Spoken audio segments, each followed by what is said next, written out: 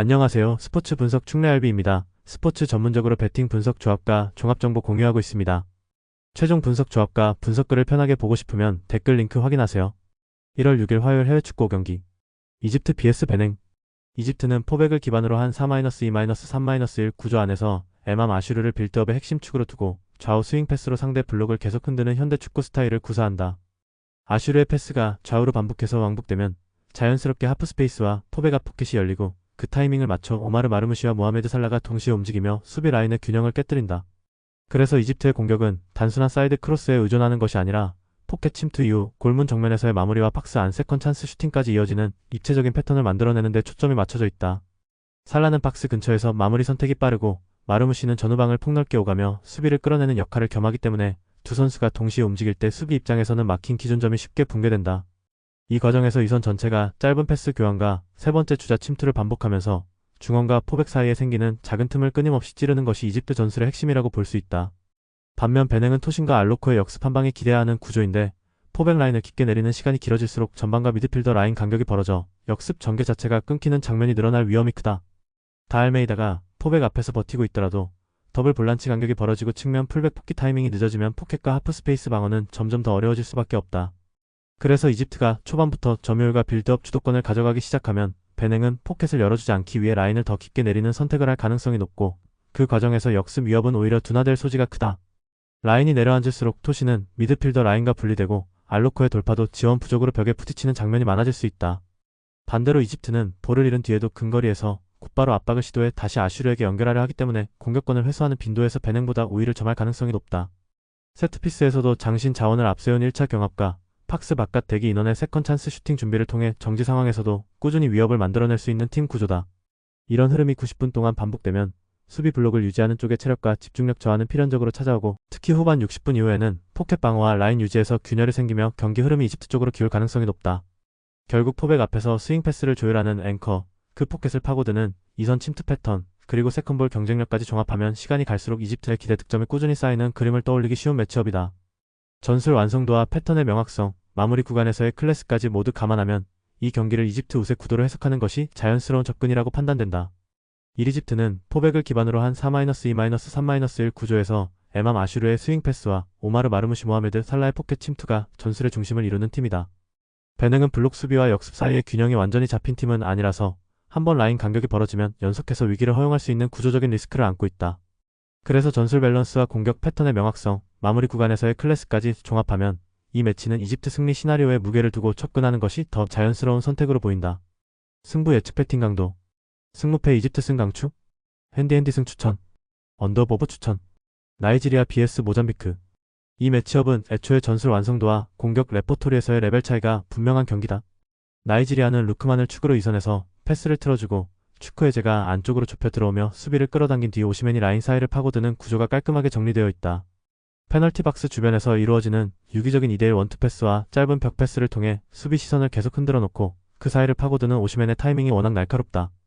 이런 움직임이 반복되면 모잠비크 포백 라인은 점점 더 깊게 내려앉을 수밖에 없고 내려앉는 순간 이선과의 간격이 벌어지면서 박스 앞 공간이 비는 문제가 더 커진다. 반면 모잠비크는 라티포에게 롱볼을 붙이고 세컨 찬스를 노리는 단선적인 전개에 치우치는 만큼 나이지리아의 전방 압박과 중원 압박을 구조적으로 풀어낼 만한 패턴이 풍부하지 않다. 카타모가 속도를 살려 역습 한두 번 정도는 위협적인 장면을 만들 수 있겠지만 나이지리아 수비가 미리 대비하고 있다면 박스 안까지 볼을 운반하기 전에 끊길 가능성이 더 크다. 그래서 전반 중반 이후부터는 점유와 지역 장악에서 나이지리아가 꾸준히 우위를 가져가며 박스 근처 체류 시간과 슈팅 볼륨에서 격차를 벌려 나갈 가능성이 높다. 그럼에도 불구하고 토너먼트 특유의 변수, 세트피스 한 방이나 판정 변수까지 완전히 배제할 수는 없지만 경기 흐름의 중심은 나이지리아가 쥐고 있을 그림에 가깝다. 특히 무더운 환경에서 4-1-3-1의 단독 수비형 미드필더에게 과부하가 쌓이면 후반 60분 이후에는 모잠비크의 압박 강도와 간격 관리가 급격히 떨어질 여지가 있다. 나이지리아는 이 구간에 루크만과 추크헤제의 하프 스페이스 침투, 오시멘의 박스 안 마무리를 통해 추가 득점까지 노릴 수 있는 구조라 시간 지날수록 더 유리한 쪽이다. 나이지리아는 이미 오시멘을 중심으로 한 박스 장악력과 루크만 추크헤제가 하프 스페이스를 파고드는 패턴이 어느 정도 완성된 팀이다. 반면 모잠비크는 구조적으로 중원과 포백 사이 간격 관리가 흔들리기 쉬운 전형을 갖고 있어 상위 레벨 공격진을 상대로는 이 약점이 더 적나라하게 드러날 수 있다. 아프리카컵 특유의 변수까지 감안하더라도 전술 밸런스와 공격 패턴 완성도에서 우위에 있는 쪽은 나이지리아인 만큼 승리 방향성은 나이지리아 쪽으로 두는 판단이 합리적인 선택에 가깝다. 승부 예측 배팅 강도. 승무패 나이지리아 승 강추? 핸디핸디 승 추천. 언더보브 추천. 레스터시티 vs 웨스트 브로미치 알비온. 이번 매치는 양팀 모두 4-2-3-1 구조 안에서 주축 멤버를 활용한 주 공격 패턴이 분명하지만 그 외에 뾰족한 플랜 B가 잘 보이지 않는다는 공통점을 가진다. 레스터시티는 바비 데코르 도바리드와 조던 제임스를 중심으로 한 공격 패턴이 굉장히 위협적이며 바비의 안쪽 침투와 제임스의 박스2박스 러닝을 전술의 중심에 두고 뒤에서 함자 차우드리가 세컨볼과 전환 수비를 커버하는 구조로 공격 흐름을 만든다. 그래서 전방 패턴이 한번 살아나면 하프 스페이스를 파고드는 침투와 박스 근처에서의 마무리가 연쇄적으로 이어지며 전후반 90분 동안 꾸준히 공격을 시도할 가능성이 높다. 웨스트 브로미치는 헤게베가 수비에서 1차 버티기를 막고 월레스와 몰럼비의 스위칭 플레이를 통해 측면 돌파와 이선 침투를 섞었으면서 상대 박스를 두드리는 그림이 인상적이다. 특히 월레스의 직선적인 전진과 몰럼비의 에너지 넘치는 전진 러닝은 레스터시티 수비 라인이 높게 형성될 경우 뒷공간과 하프 스페이스를 동시에 위협할 수 있는 요소다. 서로 공격 진영에서 잘 해낼 수 있는 공격 루트가 명확하기 때문에 초반에는 양팀 모두 이 패턴들을 통해 적극적으로 전진하며 공격적인 템포를 만들 가능성이 크다. 하지만 최근 양팀 모두 유럽 대항전과 리그를 동시에 병행하면서 특히 주전급 선수들의 체력이 방전된 상태에 가깝다는 점이 핵심 변수다. 축구는 체력적으로 지쳐있으면 선수들이 경기장 안에서 감독이 원하는 전술을 제대로 구현해낼 수 없는 종목이기 때문에 시간이 지날수록 압박의 조직력과 전환 속도가 떨어지며 전체적인 경기 운영이 루즈해질 공산이 크다.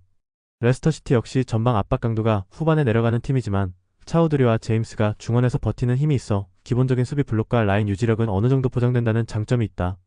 반면 웨스트 브로미치는 월레스와 몰럼비의 직선적인 전개가 체력 저하와 함께 정확도가 떨어지면 곧바로 롱볼과 단순 크로스 위주로 패턴이 좁아지면서 전술 완성도가 더 빨리 무너질 수 있다. 서로 주 공격 전술 외에 뾰족한 플랜 B가 없는 상태라 전후반 90분을 같은 루트로 밀어붙일수록 디테일이 무뎌지고 결국 경기 양상은 점점 루즈해질 수밖에 없다.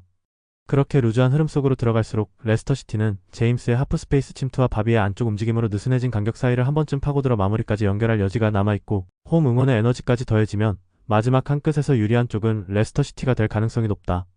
1위 경기는 양팀 모두 전방에서 자신 있는 공격 루트를 들고 나오는 만큼 초반에는 서로 치고받는 구도가 나올 수 있다. 하지만 플랜 B 부재와 일정 누적으로 인한 체력 방전이 겹치면서 시간이 갈수록 전술의 디테일이 무뎌지고 전체적인 경기 운영은 루즈해질 가능성이 크다.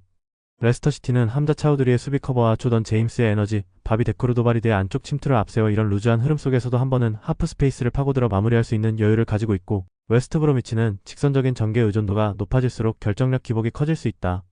결국 홈 경기장의 분위기와 전방 패턴의 완성도까지 감안하면 이 매치는 레스터시티가 풀타임 기준 한 끗 차 승리를 가져가며 흐름을 자기 쪽으로 끊어낼 가능성이 높은 방향으로 무게가 실린다. 승부 예측 배팅 강도. 승무패 레스터시티 승 강추. 핸디핸디 승 추천. 언더보브 추천. 베트남 vs 요르단. 이번 경기는 단순한 점유율 싸움이 아니라 박스 안에서의 타점과 제공권 격차가 경기 흐름을 어디까지 휘어잡을 수 있느냐가 핵심이다. 베트남은 응우엔 딘박과 응우엔 꾸옥비엣을 앞세워 땅볼 위주의 연계와 빠른 전환을 통해 요르단 최종 라인을 흔들려 할 가능성이 크다. 측면에서 한번 접어들어와 하프 스페이스를 파고들고 페널티 박스 안에서 짧은 패스를 주고받으며 슈팅 각을 만드는 움직임 자체는 나쁘지 않은 팀이다. 하지만 수비 쪽으로 시선을 돌려보면 백스리 중앙을 책임지는 센터백 조합이 아시아 무대 기준으로도 신장이 작은 편에 속해 제공권 싸움에서 부담을 안고 들어가는 구조다. 반면 요르단은 윙포워드와 윙백이 터치라인을 넓게 쓰며 올라간 뒤 아민 알샤나이네의 머리를 향해 반복적으로 크로스를 띄우는 타점 높은 포스트 플레이를 전면에 내세울 가능성이 높다. 이 패턴은 베트남 수비가 가장 약한 지점, 즉 박스 안에서의 하이볼 대응과 세컨 상황 정리의 직격탄이 되는 루트라서 한번 흐름을 내주면 연속된 헤더 찬스를 허용할 여지가 크다. 또한 알사이아티와 알리무미가 이선에서 박스 안으로 차례대로 침투하면서 첫 번째 헤더 이후 흘러나온 볼에도 계속 압력을 가하는 구조라 베트남 입장에서는 공을 완전히 걷어내기가 쉽지 않은 그림이다. 그래서 베트남은 라인을 넘어 올리기보다는 블록을 내리고 수비 숫자를 맞추는 보수적인 선택을 할 가능성이 크지만 그렇다고 해서 하이볼 우위를 가진 상대를 90분 내내 막아내기는 현실적으로 쉽지 않다. 전방에서의 압박 강도가 조금만 떨어져도 요르단 수비와 중원이 여유있게 사이드 체인지 후 크로스 각을 만들 수 있기 때문에 시간이 갈수록 박스 안으로 향하는 볼의 빈도는 더 늘어날 수 있다. 세트피스 국면에서도 요르단은 크로스킥의 정확도와 박스 안타점에서 우위를 점할 가능성이 크기 때문에 코너킥과 프리킥은 베트남 수비 입장에서 상당한 스트레스 구간이 될 것이다. 베트남이 반격을 노리며 측면에서 빠른 역습을 전개하더라도 요르단이 수비 시에는 백스리와 더블 볼란치를 박스 앞에 촘촘히 세워두는 만큼 단기간에 다득점으로 이어지기는 쉽지 않다. 결국 이 경기는 베트남이 얼마나 버텨내느냐의 싸움이 아니라 요르단이 언제부터 하이볼 우위를 스코어로 연결하느냐의 시간 문제에 가까운 흐름으로 흘러갈 가능성이 높다. 전술 상성과 제공권 차이, 세트피스 위협까지 모두 겹쳐지면 흐름이 조금씩 요르단 쪽으로 눌려가는 전형적인 경기 양상이 연출될 수 있다. 1위 경기는 화려한 패스워크보다는 박스 안타점과 제공권 격차가 승부를 가르는 유형의 매치업에 가깝다. 베트남이 응우엔 딘박과 응우엔 꾸옥비엣을 앞세워 역습과 연계에서 날카로운 장면을 만들겠지만 박스 안 수비력과 하이볼 대응에서 드러나는 구조적 약점을 완전히 숨기기는 어렵다. 반면 요르단은 아민 알샨 아이네를 중심으로 한 포스트 플레이와 세트피스 패턴을 통해 꾸준히 압박을 가할 수 있는 팀인 만큼 시간 싸움으로 갈수록 요르단 승리 쪽 기대값이 높아지는 경기라고 보는 편이 합리적이다. 승부 예측 배팅 강도. 승무패 베트남패 강추. 핸디패 추천. 언더 추천. 피사 SC vs 코모 1907. 이번 피사와 코모의 맞대결은 전체적인 경기 템포가 빠르게 치고받는 형식보다는 수비 조직과 포켓 공략의 효율을 중심으로 조용하게 흘러갈 가능성이 크다. 피사는 3백과 더블 윙백 구조를 통해 라인을 촘촘히 유지하며 마이스터를 향한 롱볼과 세트피스로 한 골 싸움을 노리겠지만 빌드업 템포가 느려 상대 조직을 크게 흔들어 놓기에는 한계가 있다. 전개 구간에서 마린이 볼을 소유하는 시간은 길지만 과감하게 라인을 끌어올리는 패스보다는 안전한 선택이 많기 때문에 상대 입장에서 버티기 어려운 압박을 받는 장면은 생각보다 많지 않을 수 있다. 반면 코모는 니코 파스를 중심으로 좌우 스윙 패스를 반복하며 피사의 미드필드 라인을 계속 옆으로 흔들어 놓을 것이다. 이때 피사의 윙백과 측면 센터백 사이 혹은 중원과 수비 라인 사이에 형성되는 포켓 공간을 향해 두비카스와 보이보다가 절묘하게 침투해 들어가면서 결정적인 득점 찬스를 잡아낼 가능성이 크다. 두비카스의 타점 높은 헤더는 세트피스 상황뿐 아니라 오픈 플레이에서도 측면 크로스 한 번에 곧바로 골로 연결될 수 있는 무기라서 피사 수비 입장에서는 크로스 차단부터 쉽지 않은 과제가 된다. 피사가 라인을 내리고 두 줄 수비로 버티려 해도 니코 파스의 패스 각도와 두비카스의 움직임이 맞아떨어지는 순간에는 결국 크로스 한두 번만 제대로 허용해도 실점으로 이어질 수 있다. 코모 역시 기본적으로 수비 조직을 중시하는 팀이라 전방에서 무리하게 숫자를 많이 쏟아붓지는 않겠지만 포켓과 공중볼 싸움에서 확실한 옵션을 보유하고 있다는 점이 피사와의 차별점이다. 그래서 전반에는 서로 조심스럽게 라인과 간격을 확인하는 탐색전이 이어지겠지만 후반으로 갈수록 니코 파스를 중심으로 한 스윙 작업과 두비카스의 침투가 조금씩 더 날카롭게 살아날 여지가 크다. 결국 이 경기는 다득점 양상보다는 루즈한 흐름 속에서 코모가 만들어내는 몇 차례의 포켓 공략과 크로스가 승부를 좌우할 가능성이 높고 그 한 번의 마무리를 책임질 후보 역시 두비카스로 무게 중심이 쏠린다. 1위 경기는 화려한 안타전보다는 라인 간격과 포켓 공략이 조용히 승패를 가르는 전술형 매치업에 가깝다.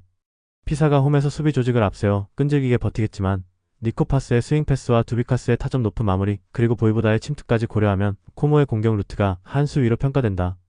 결국 루즈한 흐름 속에서도 한번 만들어낼 수 있는 찬스의 질에서 차이가 나는 만큼 코모가 집중력 있는 한 골로 승부를 가져갈 가능성이 더 높다는 쪽으로 정리할 수 있다. 승부 예측 배팅 강도. 승무패 피사패 강추. 핸디패 추천. 언더 추천. 영상 보느라 수고하셨습니다. 항상 좋은 건 공유해서 가치 척중률을 높이고 싶은 마음뿐입니다. 조합은 뉴스 선발 등 체크 고민 후 링크에 공유하고 있습니다. 댓글에 링크 있으니 참고해주세요. 구독과 좋아요 감사합니다.